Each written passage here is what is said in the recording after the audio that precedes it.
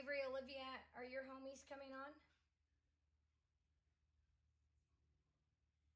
Cool. I can see more people on the side, but I'll just let people in as they come in. For those of you guys who don't know who Chris Phillips is, for me, he's bottom left. I don't know where he's at for y'all. And Natalie Jacobs is with the Washington Spirit. She's center for me. And then you got a bunch of internationals and Lisa Porter up in the corner with Porter Creative. Are we still calling it that, Lisa? Yes, for now. Cool. Cool, awesome. So bringing everybody together so they can get some information on injury prevention, taking care of your body. Brought Natalie on to give her perspective as a professional women's soccer player. Olivia, you're going to make me so dizzy, man. So Chris, give us a little background on who you are and what you do and all the goods about that. Sure. So I'm an athletic trainer and strength coach. Started out in pro hockey, spent 17 years basically taking care of injuries and working with strength and conditioning there. And then moved on to pro football for a couple of years before deciding to kind of open up my own place 12 years ago. That's when we started working with women's soccer. One of our first contracts was with the LA Soul, so we had a lot of big name players there with Marta and Shannon Box and Allie Wagner, and spent a year with them. And it was a big difference for us, or me, trying to realize making that transition from men's collision sports to women contact sports. But it was fun, and you learned a lot. And I'm going to be a little biased. Watching the women's game is so much more fun for me than watching the men's game because they're tougher and the game's more exciting to me. And then after that, the women's team only lasted for a year, and we went on and worked with the Blues in the USL for another 5. The big thing for me is just really trying to help athletes get better. I tore my ACL as a freshman in high school, and I had somebody do that for me, and it's kind of nice to start to do the same for other people now. Yeah, cool. I know I came in, and you got to deal with me, and that was a whole nother level of good and bad, right? So you were all good. Was I? I feel like I was a pain, but nah, it's all right. Natalie, give us your little brief bio. Okay, so I'm Natalie. I am from Southern California. I played club soccer growing up. I started with West Coast, and then I went to Slammers. I graduated and went to Notre Dame for my first 2 years, played 2 years there. Then I transferred to USC in Southern California, played 2 years there, graduated from there, and got drafted by the Washington Spirit in 2020. And it's my second year now, and I've been playing on the Spirit since then. What about your LA Galaxy history? Oh, yes. LA Galaxy, when we won everything. Yes. I played for the LA Galaxy. Was I on 2 years? What, 2 years? Yeah. 2 years. Yeah, it was 2 years ago. Okay. And, yeah, we won the whole thing, which is nice because it's one of the only things I really won in my life. So it was great. It was the beginning of your winning career, right?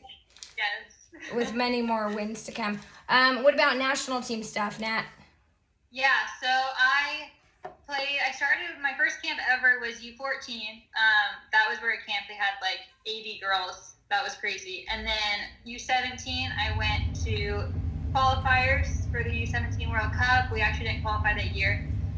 Then U18, I played with the U.S. team. U20s, I went to qualifiers, and then we qualified, and I went to the U20 World Cup, and we got 4th place there. And then I've been in and out of camps for the U23s and trained with the full team a few times. Cool. So you still in the mix? Yeah, I mean, hopefully.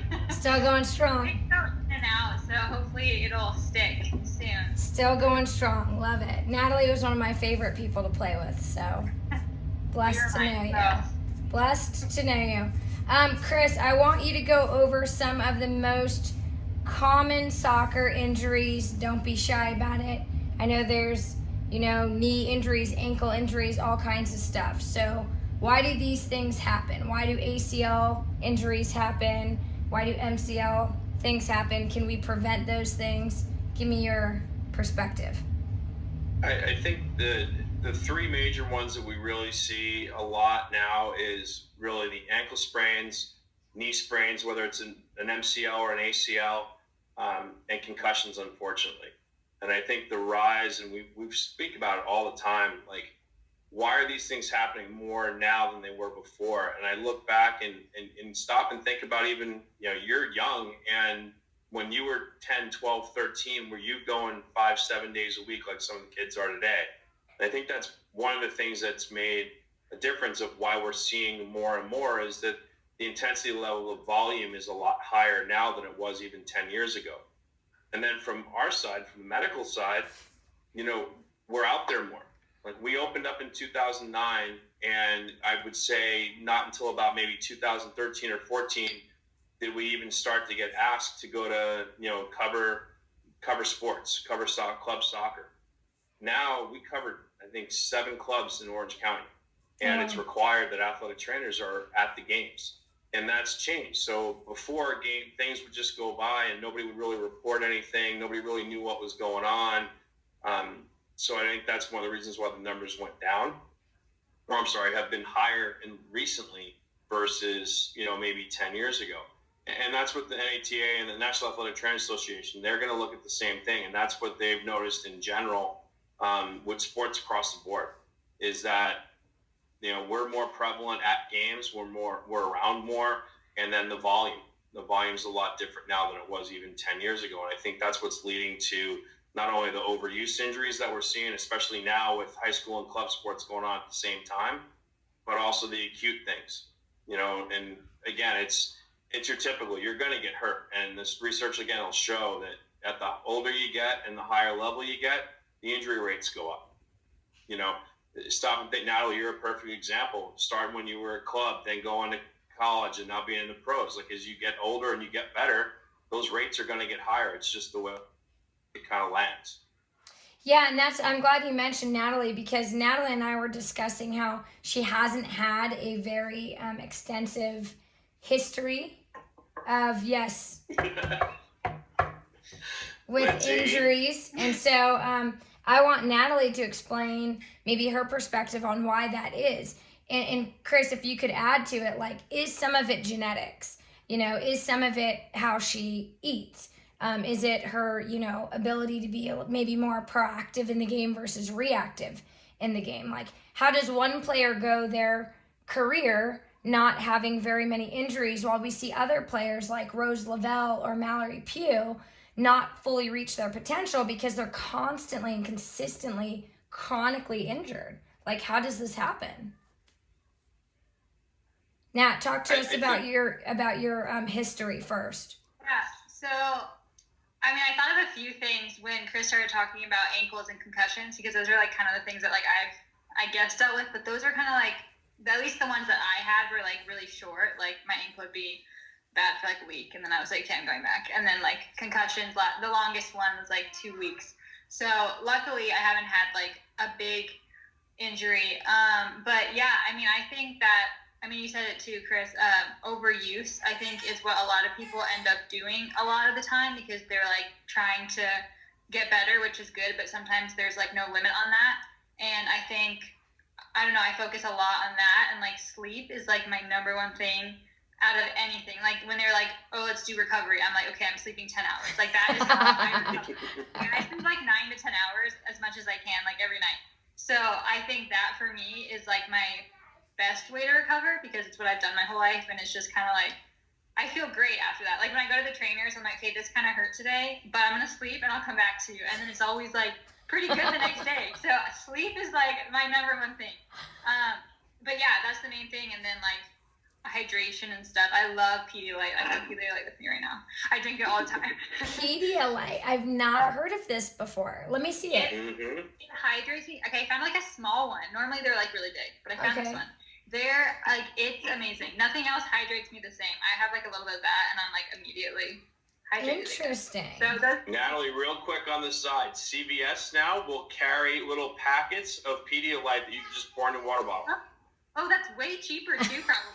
And if you're not carrying the big, like 1 liter bottle. Okay, I carry the big one around until I found this one today. So oh my gosh. I would work for that. I have They never came out heard with of a sport that. one maybe a year ago. Oh, okay, I saw a commercial for that and I got excited. I haven't tried it yet. Natalie, tell me how much water do you think you drink of this Pedialyte? Oh, the Pedialyte? I probably drink more Pedialyte than like water, which is bad. I need to drink more water. But Pedialyte hydrates me faster. I try to drink like as much water as I can throughout the day. I like have one of these big ones too. But So just disciplined. I'm not drinking, I just gotta keep it going. I love Some days that. I'm like bad at it, but it's something I have to like really focus on because it makes like a huge difference. Like I noticed that if I don't drink enough, that bothers me more in training. Like I'm not as energetic versus like the varying on like what I eat. Like I feel like that's not as big of a difference for me than if I drink or not drink before. But that's just me. I think everyone's kind of different too, like you were saying, like what helps them. I think finding what helps you is important. Like some people have to like foam roll like all the time and that makes them feel good, and that's just their thing. Mine's sleeping. I'm always in my bed. I haven't thought about that, but that makes a lot of sense. I don't hardly sleep at all. So it's like, when your mind, Chris, right, you could speak to this, when your mind is not alert and you're doing things like from like a sleepy mind, that probably could produce a lot more injuries, I would think. Yeah, I mean, the sleep is underrated, and that's the one thing. And it's amazing. We've seen it a lot with the pandemic now. Is kids are shooting up left and right, and I think a big reason is they're getting more sleep. Now everybody's starting. Schools are starting to open. Everything's kind of getting back to normal. As best as possible. But those first 6 months, the kids were home. Everybody was online. Everybody was sleeping more, and the kids were growing. And I do think like Natalie hits it perfectly. Like sleep is definitely, it's needed. And I see some of the younger kids online here like, hey, you got to get at least 8 hours sleep every night, and you really need to get closer to 10. And unfortunately, like with today's youth sports, their schooling, like a lot of times these kids are only getting 5-6 hours of sleep, and it's not enough. That makes sense. I think that's fair to say. So in terms of ACL injuries, meniscus injuries, and whatnot, do you think that is happening more for females than males? Oh, for sure. It's anywhere from, the research is going to show anywhere from 3 to 6 times more or higher with females than males. And there's a bunch of reasons for it.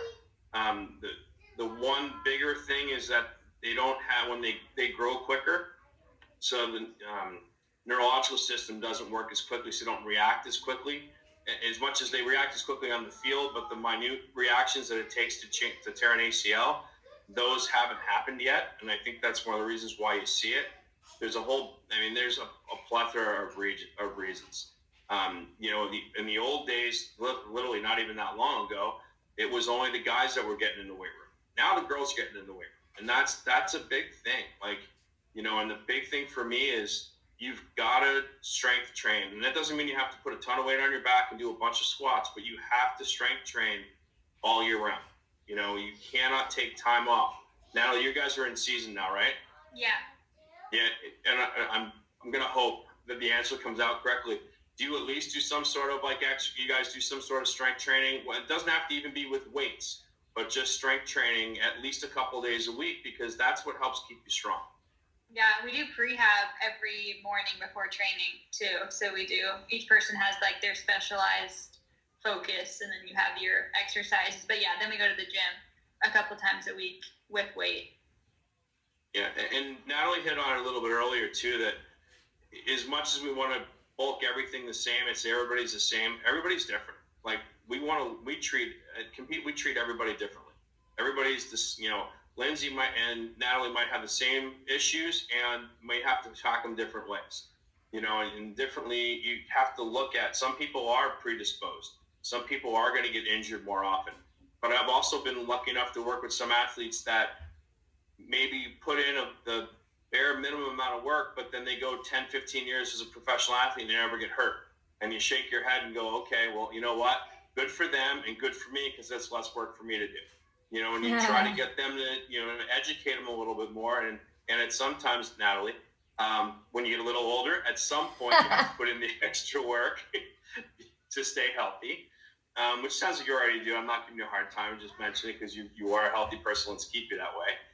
But I do think like it needs to be, you need to start to make a commitment. And at this time, nowadays the volume is so high, the intensity is so high, and so much is expected that we have to start at an earlier and earlier age. For me, like, hey, that 10, 11, 12 age, pretty good time to start. 13, 14, you need to get started. By 15, 16, you're behind 8 ball. And I think that's where you start to see the issues, because that's when everybody starts to really mature and the injury levels start to go up. Is that kind of that early high school, freshman, sophomore year in high school. The 9, 10, 11-year-olds, hey, it depends. Everybody's a little bit different. Some kids are really good at it. Some kids aren't. Once you get into 12 and 13, same thing. They have to get started. But by the time they get into high school, it's almost do or die. You kind of don't have much of a choice anymore. So since I coach youth kids, what should some of my girls like Avery, who's on, and Olivia, who's on, what should they be doing right now, since they are in that 10, 11 range, to prevent injury and strengthen themselves? I think part of it really becomes doing something that's fun, right? So, for me with that age group, it's learning how to squat correctly, learning how to jump correctly, learning how to land correctly. Those little things will come a long way, and things that can be introduced into your dynamic warm-up that we had talked about a little bit before. Mm-hmm. Things that could be added on towards the end of practice just to work on a few things. At that age group, it's tough. They want to play. I have professional athletes that at days it's hard to get them to buy in. So it's trying to get them to learn and put the effort in. And at the younger age, sometimes it's really tough. So stick to the basics, short. They don't need a lot of time. Like some of them, if they can put in 10, 15 minutes a week or a day, like at practice, that'll make a huge difference down the road and help them not to develop poor mechanics. So when we do get them at that 13, 14, 15, it's not harder to get them out of it. So would you recommend mostly body resistance for kids that age? Yeah. Yeah. We get the question a lot of like, when do you start lifting? Yeah. Or at what age? And for me, it's when they can do it well, when they can move well. So we have kids that are 10, 11, 12 that are lifting weights. Now that's not a barbell on their back. It's a dumbbell or a kettlebell in both hands. But we also have kids that are 15, 16, 17 that takes them 3 months to start to lift the weight because they don't move properly. And we have to worry about that first. To me, it's the same thing about striking a ball. Like until you can strike a ball standing in one spot, you're not going to try to strike a ball at full stride. Yeah, that makes sense.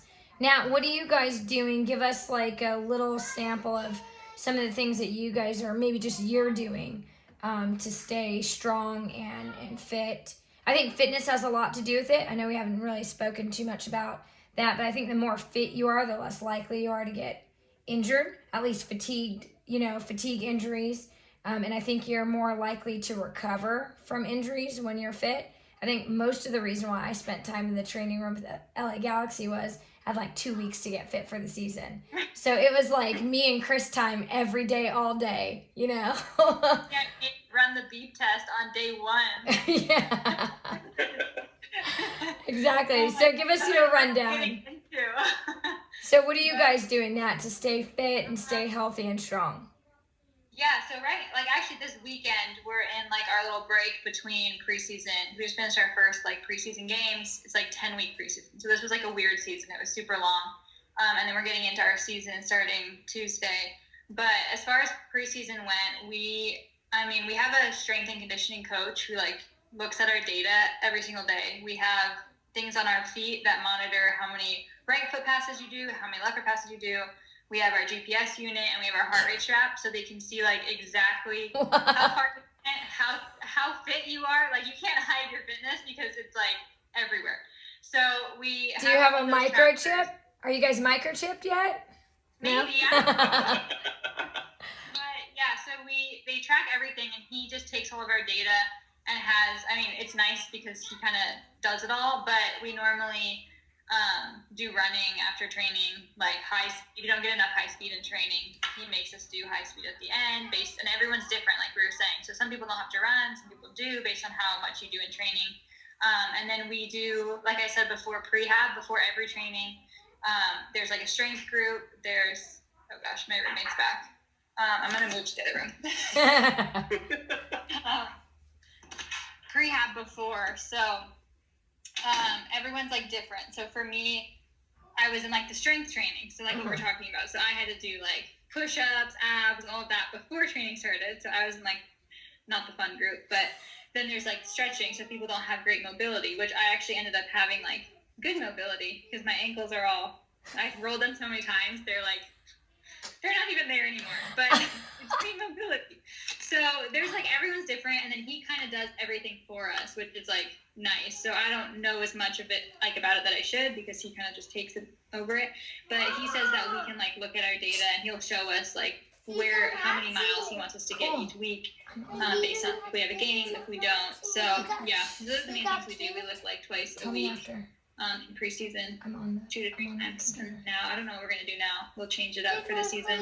Less hard lifting. But we keep the same lifts every week. So we'll have like a Monday lift that's the same next Monday and the Monday after. And then like the same Friday lift.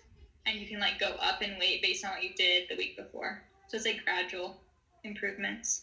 Do you think that it's working for more than just you, but a majority of your team? Do you see that most people seem very fit and healthy and injury-free? Yeah. I mean, it's so hard to avoid injuries. We've actually had a lot this season, I think because of the 10 weeks, which is the other thing. They want us to, like, tell them right away if we have anything that doesn't feel good because it's such a long season. So, I mean, people are in and out the whole time because everyone's different, like we said, so some things are harder on people's bodies than others. So it's been good, but we definitely have had a lot of injuries, and I think it's hard to avoid that in such a long preseason that we had. Plus contact sport, you know? Natalie, you mentioned the one thing, and that's perfect, is say something right away.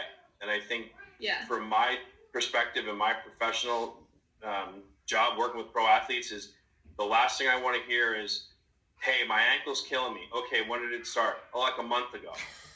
Well, that is, yeah, Lindsay, you laugh, but it happens all the time, and it happens at every level, is don't ignore it. Like, if it's still bugging you 3 or 4 days later, you need to say something. Or if it's affecting the way you play, you need to say something so that it can get taken care of early on so that it doesn't turn into something major. Yeah, for sure. That's a good point. I mean, I'm seeing in the youth level what I think is an increase since I've been coaching for the last 10 years in things like Osgood-Schlatter, plantar fasciitis, like all these weird things that when I was a kid, we never had that. I heard very few kids talking about things like that. You know, very few kids having these knee issues and things like that. So obviously I do think it has a lot to do with the overuse, but I think it's hard to train into the younger generations now that like taking your foot off the gas is productive because they feel like, well, but everybody else is training so much. And, you know, if I'm not training as much as that person, that's why they're ECNL and I'm ECRL, you know? So how do we get a balance of training to get better, but not overdoing it? I mean, kids are playing pretty much every weekend all year long at this point. I think that's part of the problem too, and like, especially now we've got probably about 6 Olympic figure skaters that will be going to the Olympics, and they just finished their season in the last month, and it's that constant talking to them about taking some time off. My hockey players from Europe all just came home. They've been home for 2 weeks. I won't see them for another week. They won't get on the ice for another 4. And it's that the younger ones especially need to get some time away. They need some time to recover. They need time to rest. They need time to be kids. You know, I don't even care if you're Natalie's age. Like, you need some time to rest and recover, and then that way, when you go back, you miss it, and that fire becomes there again. And it's, to me, the biggest thing is you gotta have at least 2 breaks a year of 2 to 4 weeks at a time, and that it sounds like you'll fall behind. But for the most part, you might fall behind for a day or 2, practice or 2, but it's not going to last.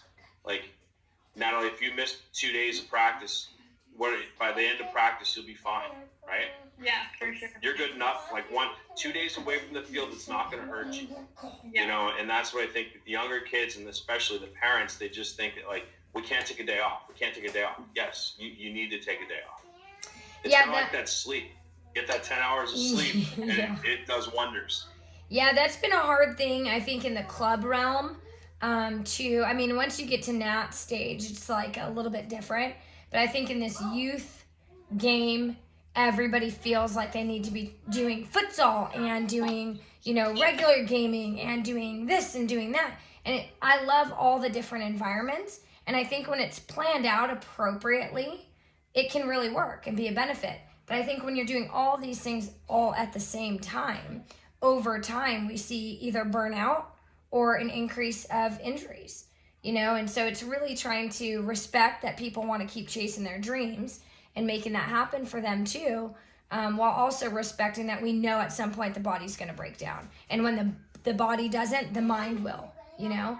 So that's been really tough, I think, for me as a coach, is like, you know, I want to keep kids engaged. I want to keep them training. I want to keep them playing. I want to respect that they're like competitive and they want to keep growing. But at the same time, I'm thinking to myself, well, we've had this pandemic. Some teams played all pandemic long and some teams didn't play at all. I respected kind of everybody's personal stance. And so, you know, I do have one team that has gamed pretty much all year long. And they're gamers, man. They love the game. They just want to keep playing and playing and playing. And I love that. But I am starting to think like, man, if they don't catch a break soon, when is their break going to happen for them? It's like June is the only time that everybody has to break in California because everybody needs, you got field maintenance, you know, so field shut down and nobody can train. But then we all rush to go do futsal. We all rush to go do something else. So it's like nobody's ever actually catching that break, you know what I mean? So it's a huge concern of mine, and part of the reason why I think I have right now in my younger group, probably about 3 who have had some pretty chronic knee issues and feet issues. And I just never saw that when I was a player. And I don't know if that's true for you too, Nat, but when I was younger, it was like maybe an ankle sprain and that's it. Yeah, I don't remember anyway. And we would play all the time. I don't know how we did it. I talked to my teammates a lot. We were like, we played 3 games in a day sometimes. Like, now it's like 1 game and we like rest for like a week. Kids, so I don't know how we did that. And we would eat like funnel cakes in between games. Natalie, this is Avery, plug your ears. Olivia, do not listen to this. Don't do that. Oh my God, no funnel cakes for you guys. We did a prior one on fueling your body, you know, and talking about all the carbohydrates and things like that. So that was pretty cool. Chris, what about common misconceptions? So I'll get kids who get an injury and then they immediately put heat on it.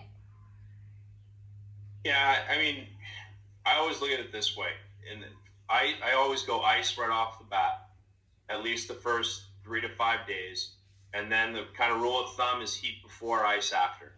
You know, I think that's kind of the you don't want to go sprain an ankle and then go sit in the hot tub 20 minutes later. Or that ankle might end up looking like a grapefruit. And you laugh, but it happens. You know, a couple of the common misconceptions we've seen recently is, that kids they recover quickly, they're fine, and push them through. And I think sometimes you have to take that step back and what we even talked about earlier, like take a little bit of rest, take a weekend off if you have to. I'm a big proponent of, I'm really aggressive with treating injuries. We want to get people back out in the field as soon as possible, but healthy as possible. But then sometimes too, looking at the big picture, and I think that's where the parents miss the boat some days, is that, you know, they want the kid to play in this tournament this weekend, but there's no real reason to play this weekend. You know, there's nothing major that's going to happen. Now, if that kid's 17 and there's going to be some college coaches there, okay, maybe we need to push through that weekend. You know, but at the same time, there's also times we've had, you know, kids that were hurt that really couldn't move. And, you know, they said, well, I can play. This college coach is coming to see me. Okay, well, great. How good can you play? Well, I can't play very good at all. Okay, so the one time the college coach comes to see you, you're going to be terrible because you try to push through an injury. So I think sometimes just looking at the big picture some days makes things a little bit easier.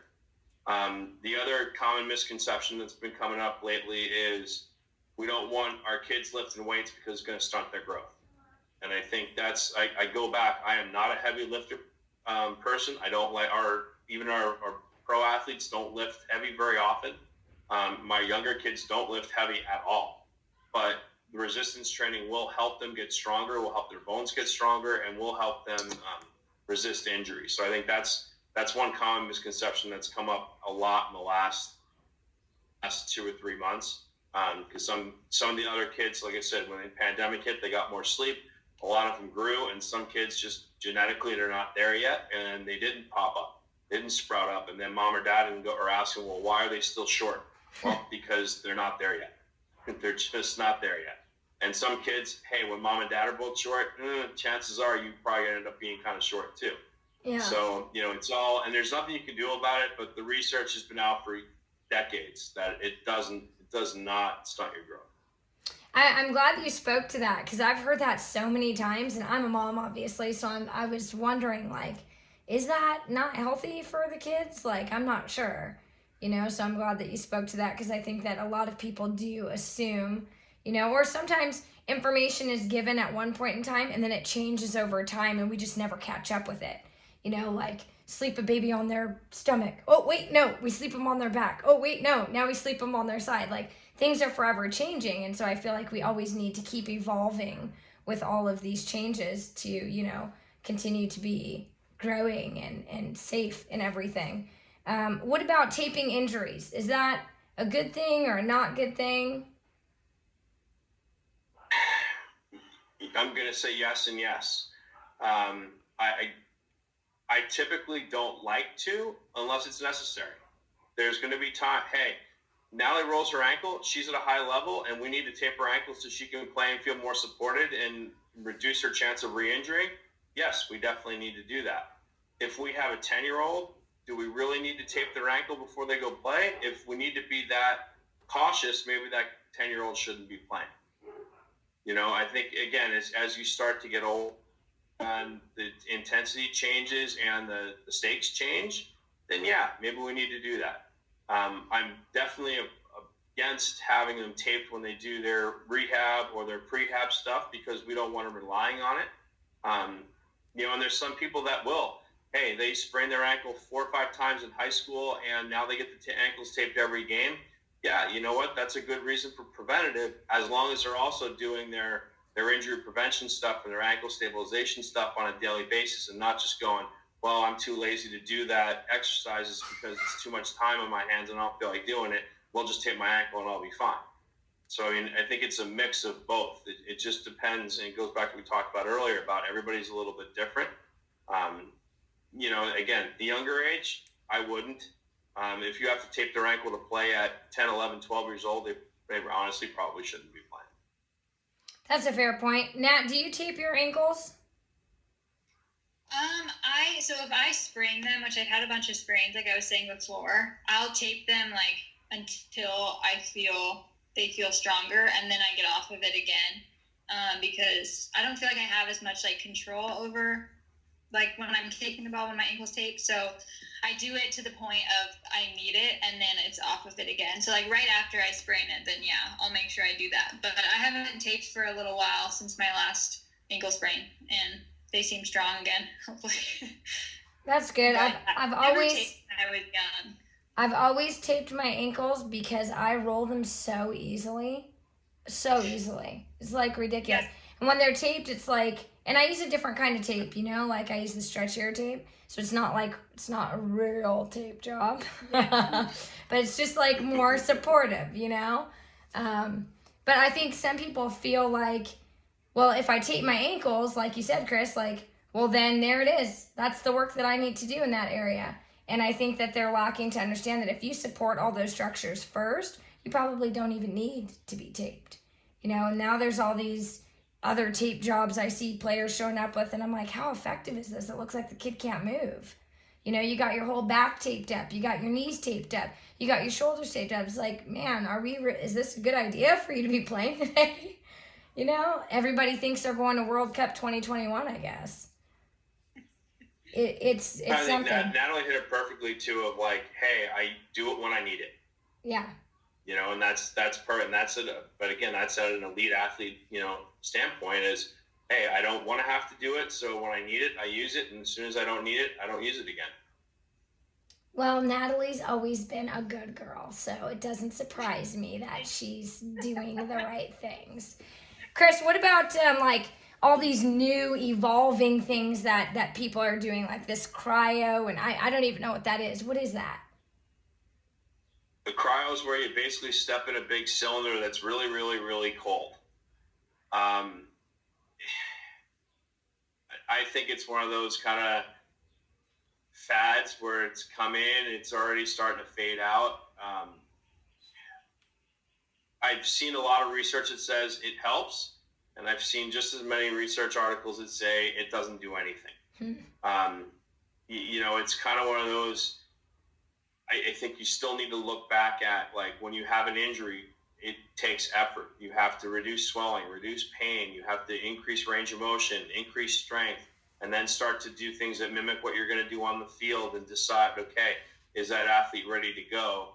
Instead of going, hey, I'm just going to hop in a cryo chamber for 5 minutes and then I'm going to be great. If anything, it's just another tool in the toolbox and not the be-all, end-all. Because there isn't one. If there was one, let's be honest, I'd be sitting on the beach somewhere, which I'm still not that far away from. But at the same time, there's no one thing that's going to fix everything. Like, it's a process and not just one thing. Yeah, there's cupping and the cryo and, all these things. I mean, I like traditional things. My friends that are on will probably make fun of me later because I don't know how to do a lot of technological things, So when it comes to injuries, I'm very much the same. I stick to what I know. I ice bath between games and it makes me feel better. I stick to the basic things. I lay down before a game and keep my legs up. I mean, some of these simple things have been very effective for people over the years.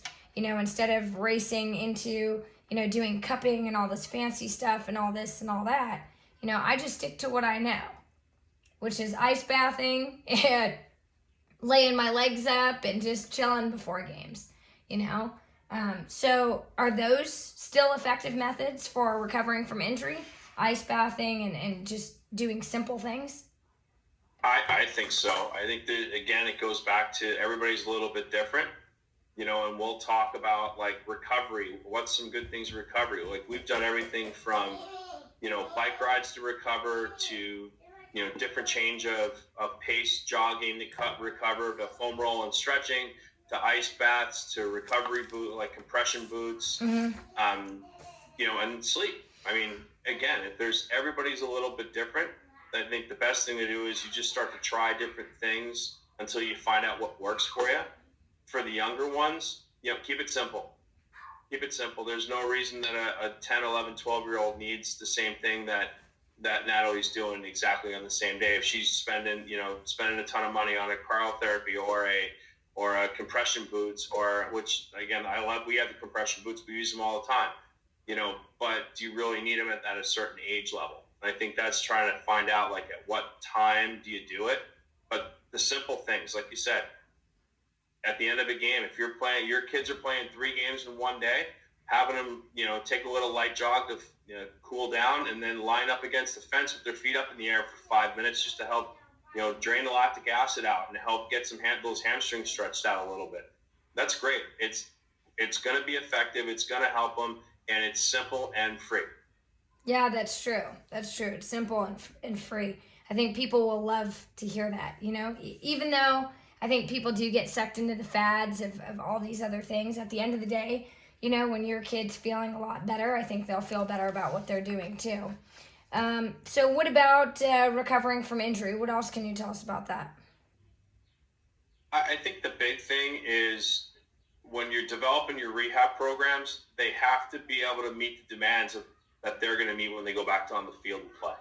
Right? And I think some of the things that we run into is it's some general strength, for an average adult that has to walk up and down stairs and grab a coffee cup out of the top shelf.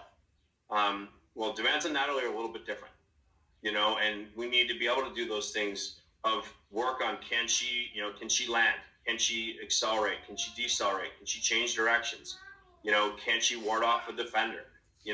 Those are type of things that as you start to, when you work at a high level with high level athletes, like you have to be able to do those things. But even with the younger ones, if a younger one gets an ankle sprain and hey, the swelling's gone, the range of motion's gone, and they can do some good manual resistance and some heel raises and toe raises, well, that's all fine and good, but can they jump? Can they land? Can they cut?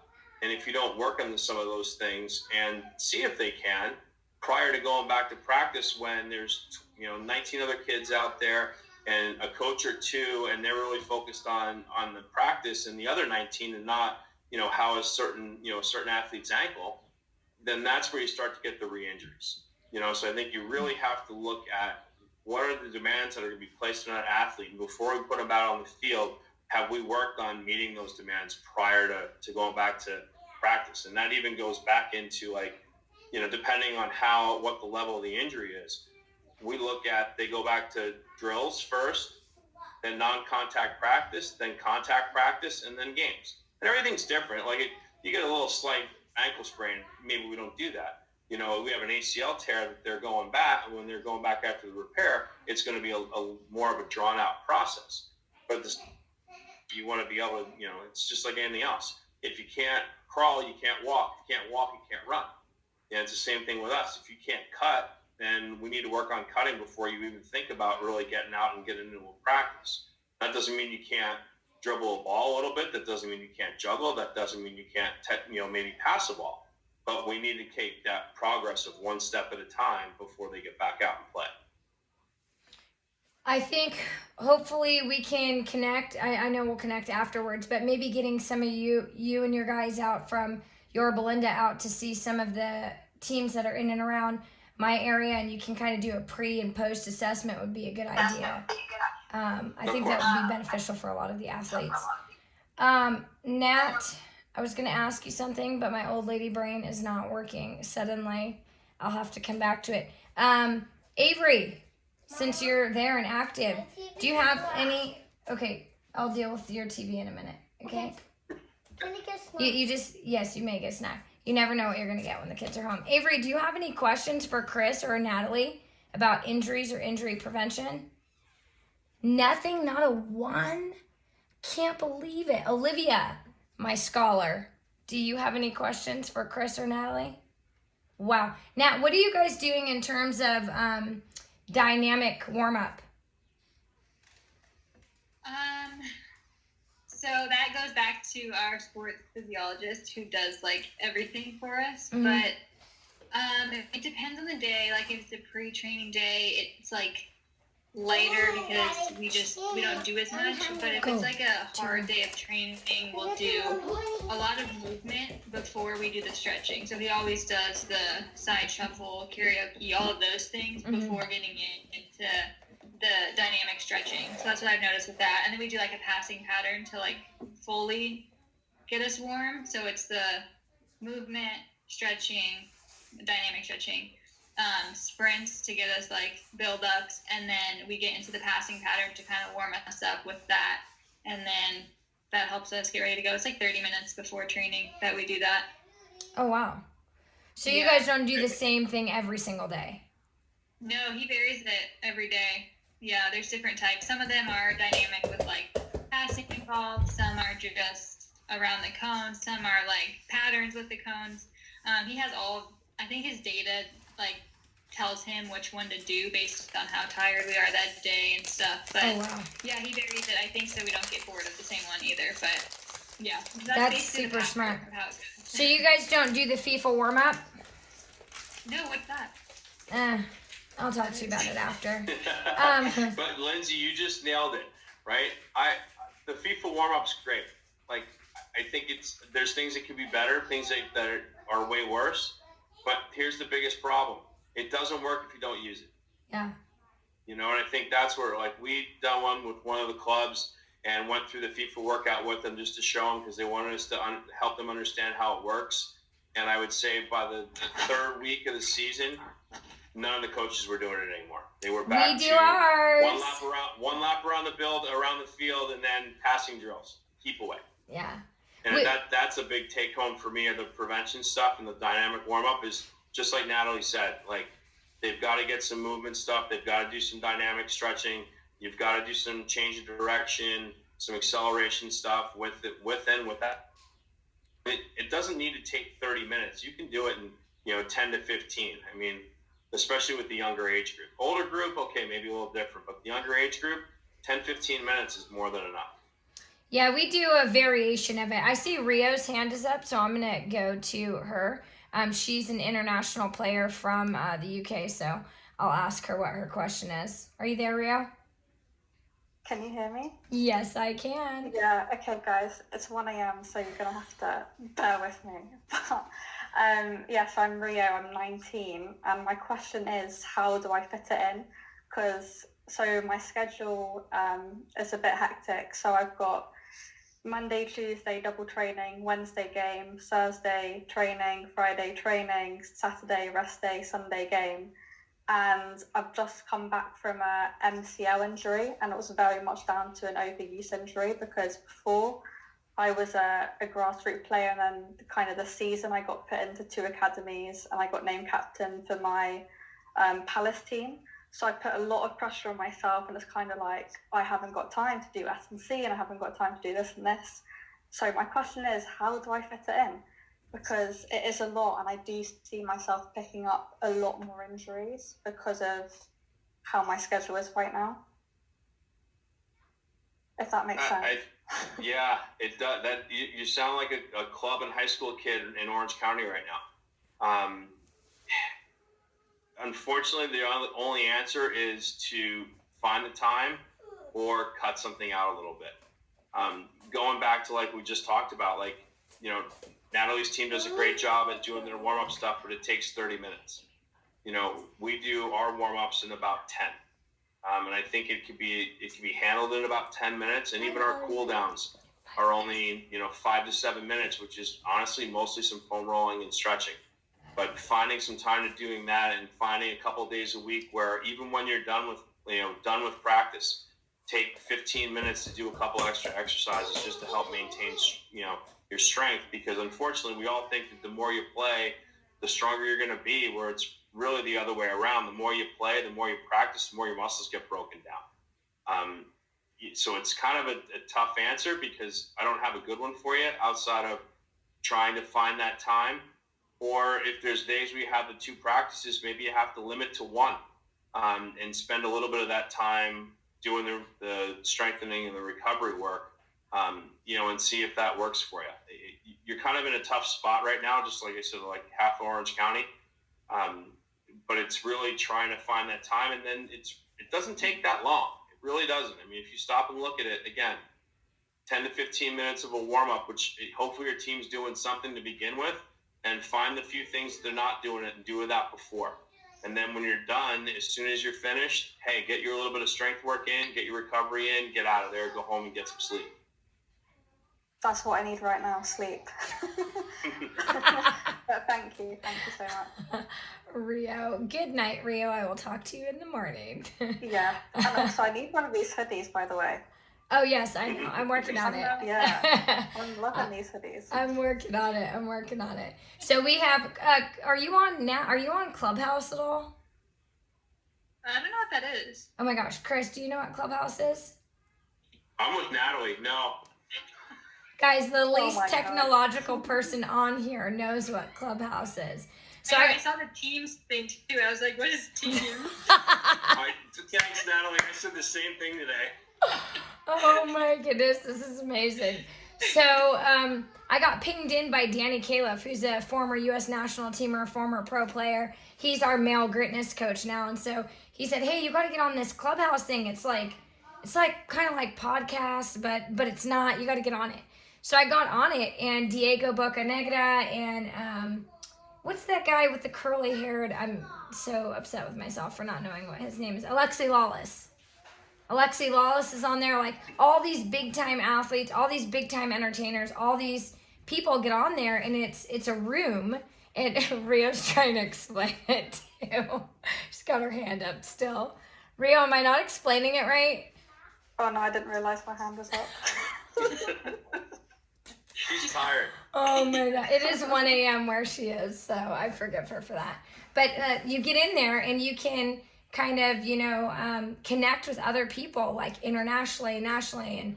And so I've been in these rooms, and this is where I kind of came up with the idea to hold workshops and share the information and allow other people to network and get all connected. So it's been really cool. There's people in here from the UK, from Sweden on in here. We had somebody on from Australia right before you guys jumped on. So it's been a really cool experience.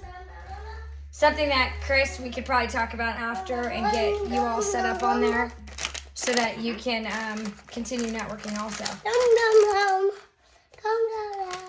Anything else, you guys? Anything else you guys feel like you need to share before my kids take over this entire experience? They're totally getting away with murder right now. They're getting away with murder right now. They keep going and holding it up to me and then running across. Anything else, Chris, you want to share about compete or anything before we jump off? No, I'm good. The big thing for me is, hey, the whole reason you play sports really isn't to get where Natalie is. It's really to have fun, enjoy being physically active, and learning how to deal with others and overcome some adversity. So when you're later on in life, like me and Lindsay, that it's you have a, and if you get lucky and things work out, you end up like Natalie. Exactly.